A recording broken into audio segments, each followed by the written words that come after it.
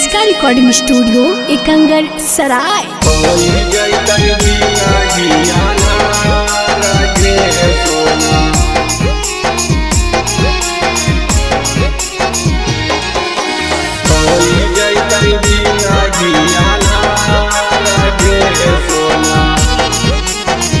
Presented by किसका films. अगे दिया बातोर आई तौगे मांगिया सजाई तौगे पिया बातोर आई तौगे मांगिया सजाई तौगे फाटे लगते छातिया हमारा गे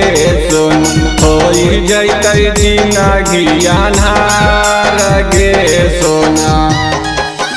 पाड़ाते से नुरावा सोना हो जाए मियन जाना पाड़ाते से नुरावा सोना हो जाए मियन जाना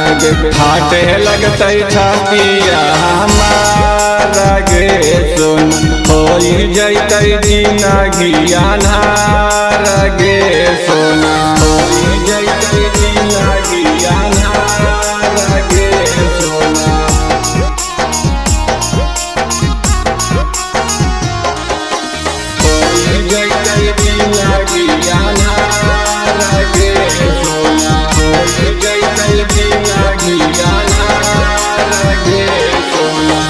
रोज रोज मिला हलिया दिया किनारे एक दिन नया बहल डाला बहानी काने रोज रोज मिला हलिया दिया किनारे एक दिन नया बहल डाला बहानी काने अगले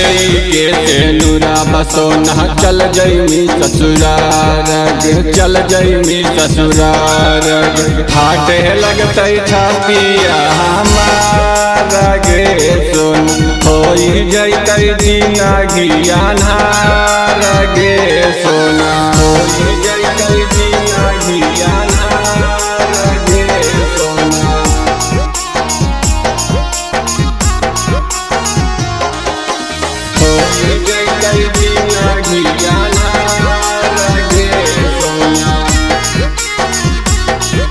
इसका रिकॉर्डिंग स्टूडियो एकंगर सराय। मीठी मीठी बात हिया तोर याद जब आई तो काना बउग सोनहवा त चुप के करहतो चुप के करहतो मीठी मीठी बात हिया तोर याद जब आई तो काना बउग सोनहवा त चुप के करहतो अगे सुबह में फंटू सावा कहते में तू विसार कहते में तू विसार फाटे लगते छातिया हमारा गे सुन होई जैते जीना घियानार गे सोना। इसका रिकॉर्डिंग स्टूडियो एकंगर सराय।